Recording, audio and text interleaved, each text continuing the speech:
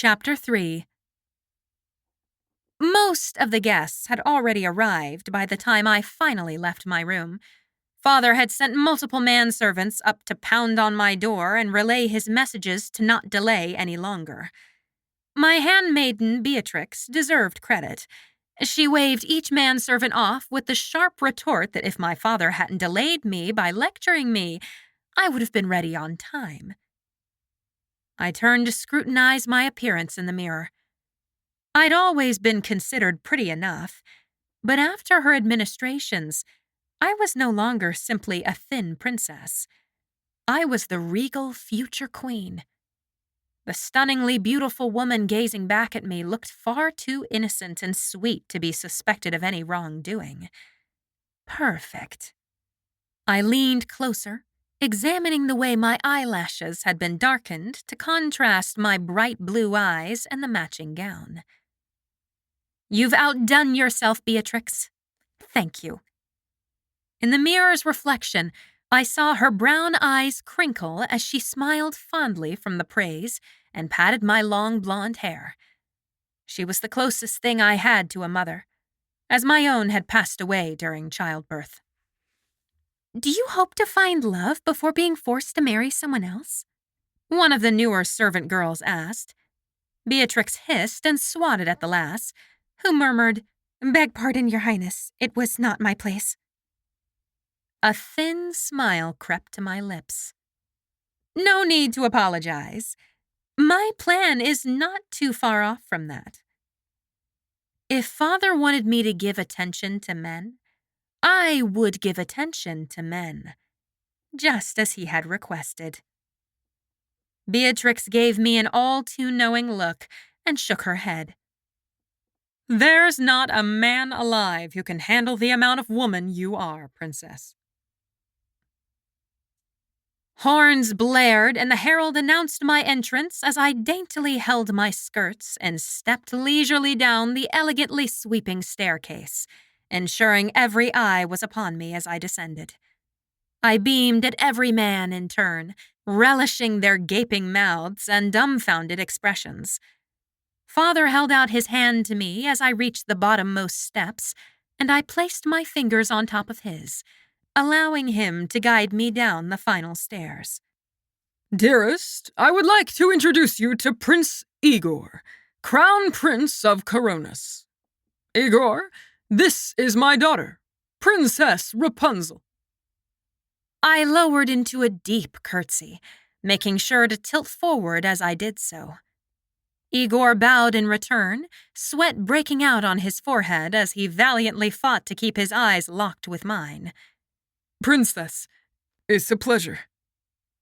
He spoke with a slight lisp and had a large gap between his two front teeth, but was otherwise handsome. "The pleasure is all mine," I cooed, extending my hand. Father faded into the background as Igor kissed my knuckles. I felt the rough calluses on his hand where he touched me, the unmistakable sign of a skillful warrior. Judging from his tensed shoulders and slightly frantic eyes, he had little experience with women. I smiled expectantly and batted my lashes at him as the orchestra struck up a tune, but he didn't take the hint. "Prince Igor, would you do me the honor of asking me to dance?" "A princess should never have to request a dance," a new voice interjected. A strapping man, who looked and sounded very similar to Igor but lacked the lisp, approached. "Forgive my brother, Your Highness. He is somewhat lacking in the social graces. I'm Prince Ivan." Igor frowned.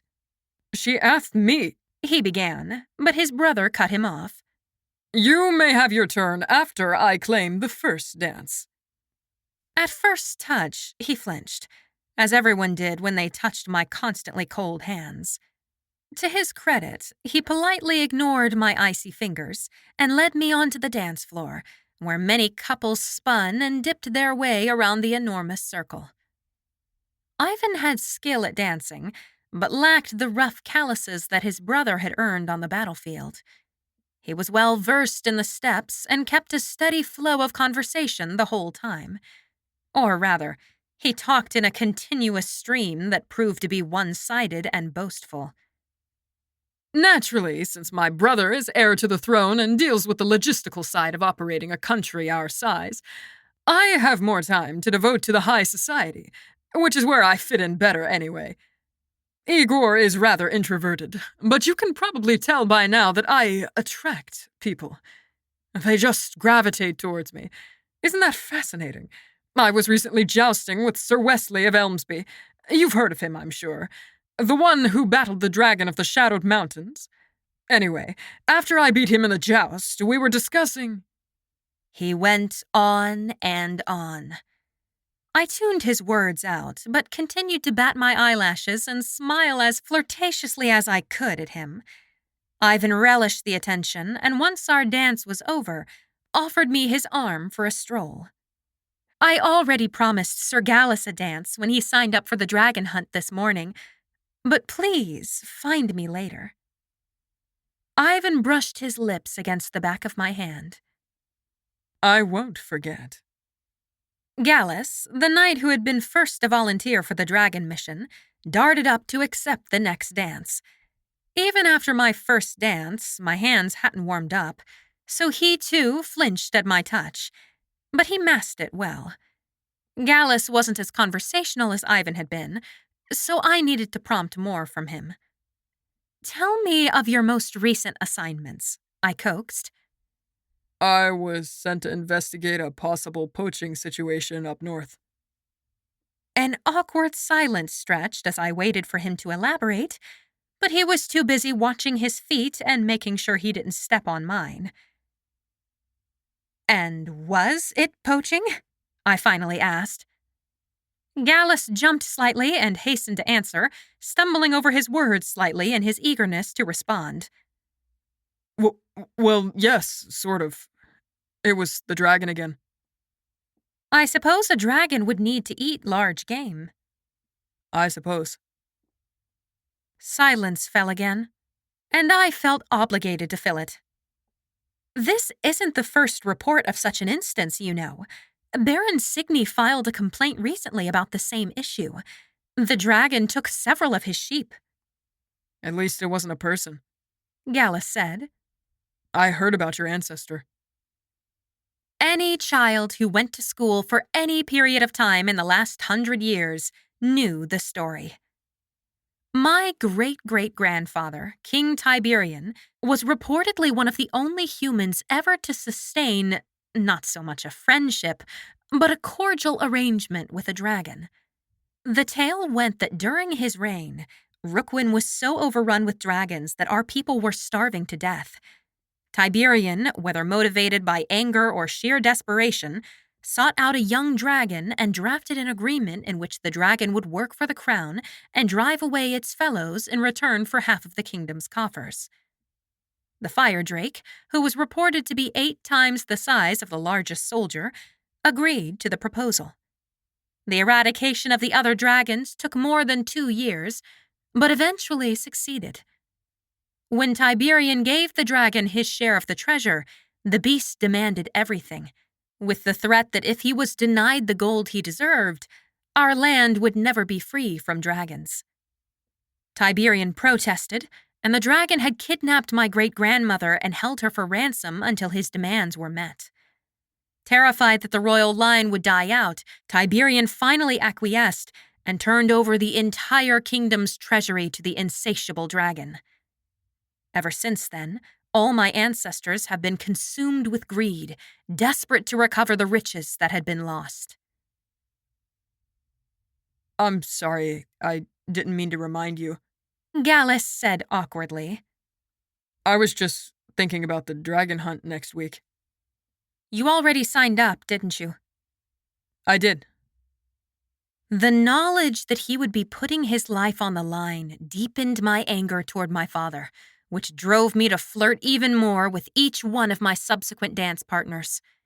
Each time I lavished a new dance partner with attention, Father's eyebrows contracted from where he watched me.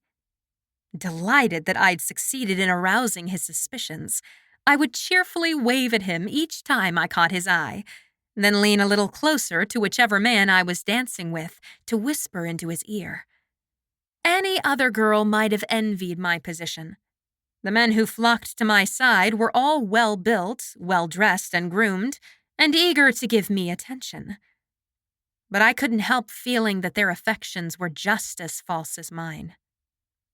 Frankly, it astounded me that each of these men would jump at the chance of marrying a princess as flirtatious as I was acting.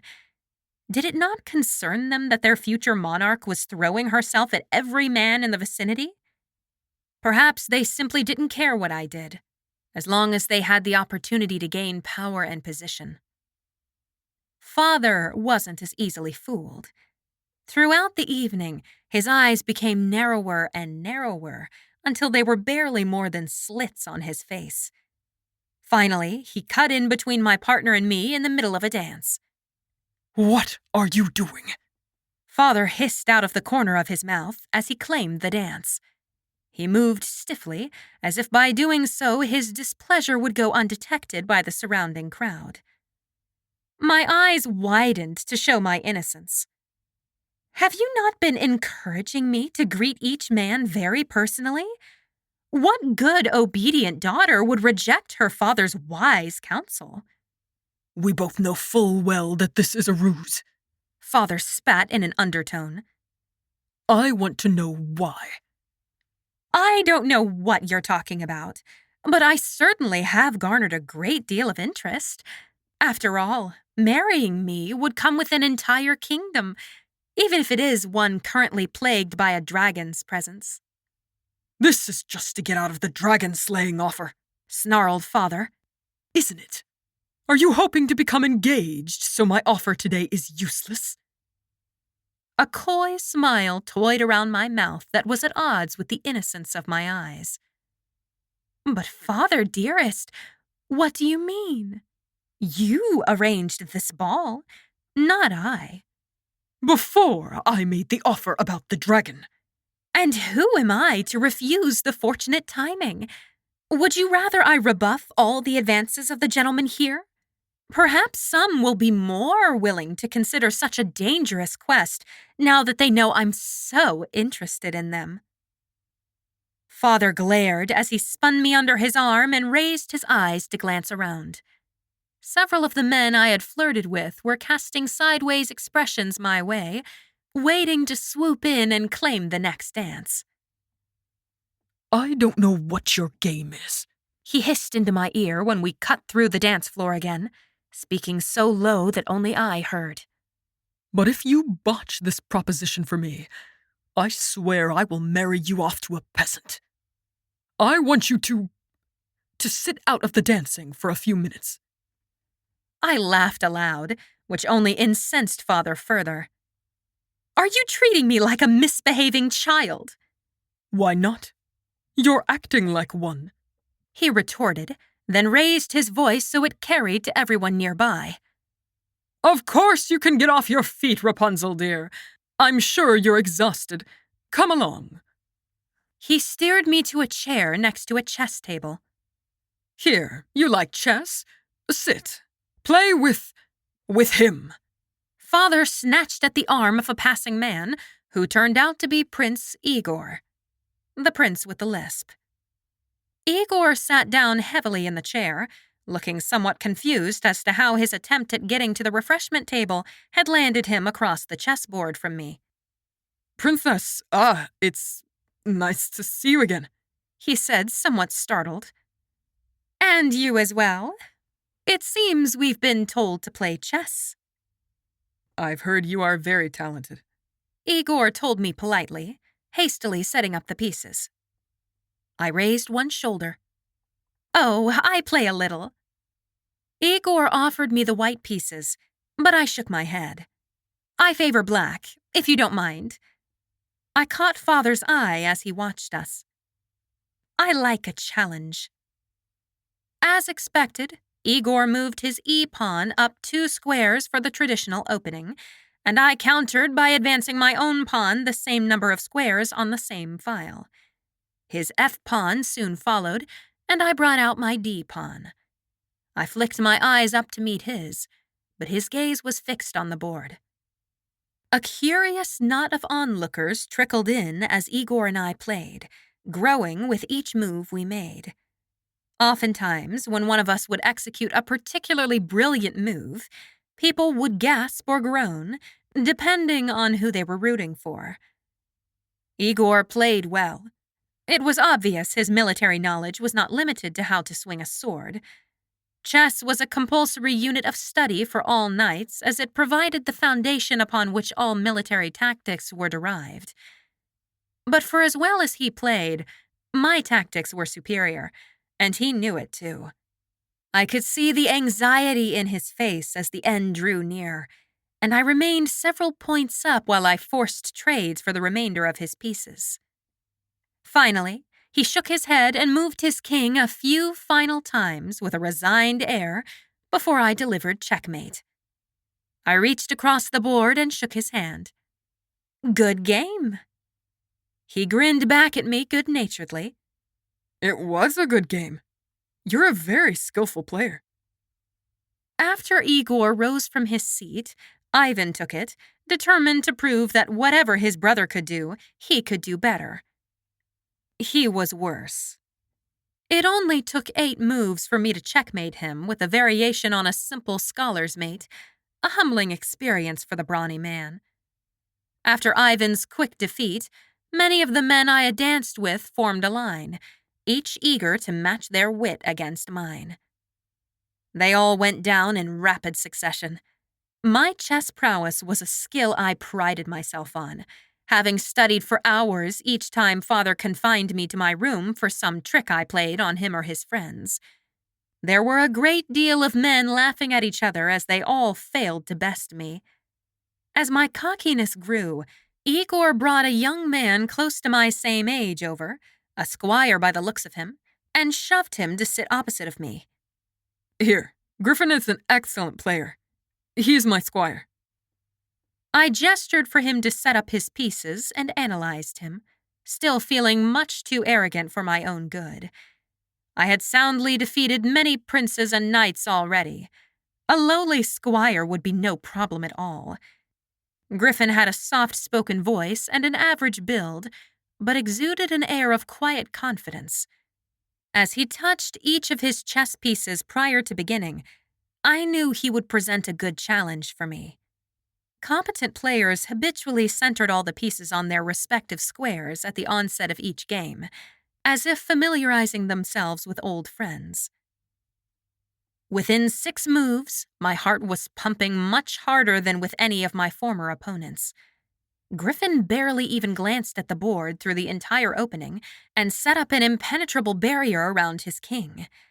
My aggressive strategies were useless against such a strong defense. I began taking more and more time to deliberate over each move. Griffin proved to be just as talented a player as I, and had either studied longer or else was a shade more intelligent and able to see more moves ahead than I could. I therefore began poring over the board for such long periods of time that the girls who were more interested in attracting a suitor than in chess wandered off. The rest of the defeated chess players still clustered close to us, breathing down our necks as I tried to weasel my way out of each fork, pin, and skewer Griffin set up for me. Then, suddenly, I saw it. There was the gleam of triumph in the squire's eyes that could only mean one thing: an impending checkmate.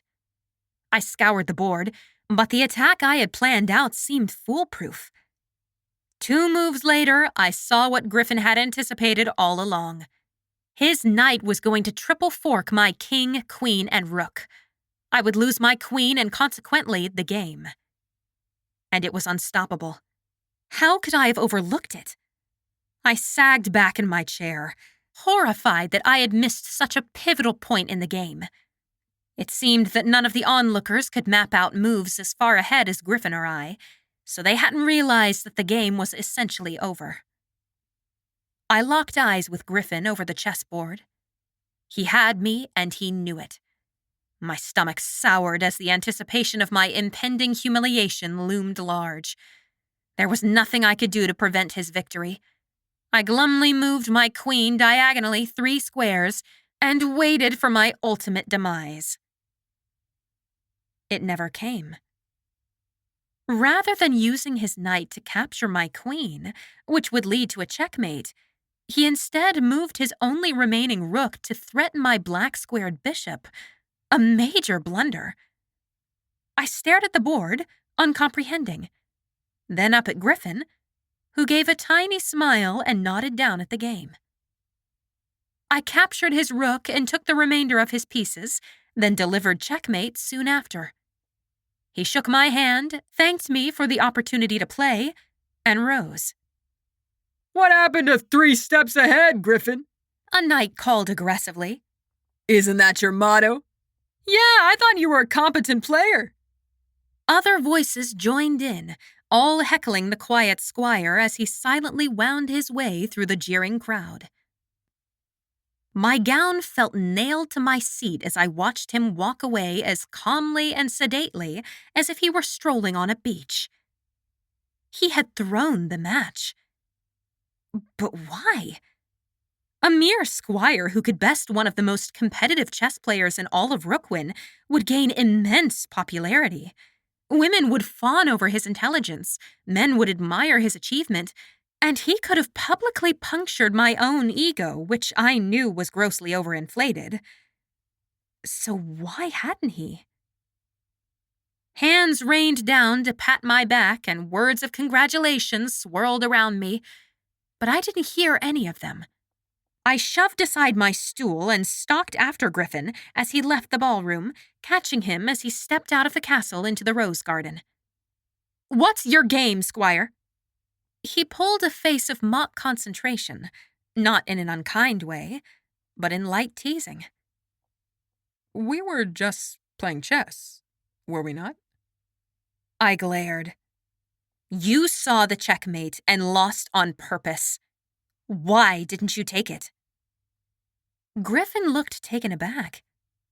I would never embarrass a lady in front of her guests at her own party. The knowledge that I could have won was good enough for me. After all, life is nothing more than a giant game of chess. One must know when to make a sacrifice, and I would gladly sacrifice for you. I was torn between annoyance and pleasant surprise. It was rare to meet a man who didn't boast, and even rarer to find one who had skills worthy of boasting and still refrained from doing so. Griffin was so different from all the other men who had danced or played chess with me, each bragging to win my favor. I stood dumbfounded and scrambled for something to say, but all words fled. That's all a gambit is, anyway, He went on softly. It's a worthy sacrifice, even if it's a risk. He bowed his head. Begging your pardon, Your Highness, but I'm expected in the stables. It was an honor to meet you, and a privilege to play such a gifted opponent. Please know that I'm always at your disposal. It was a pleasure to make your acquaintance. I curtsied. As I watched him fade into the surrounding darkness, I realized that of all the men I had met that evening, he was the only one I could honestly say intrigued me. What madness was I thinking? A squire, even one as handsome and intelligent as Griffin, had no place in the thoughts of the crown princess of Rookwyn. I shook my head and put him from my mind. I had no intention of being sidetracked from that evening's goal by a mere squire. I had a mission to accomplish. I pivoted and re-entered the ballroom.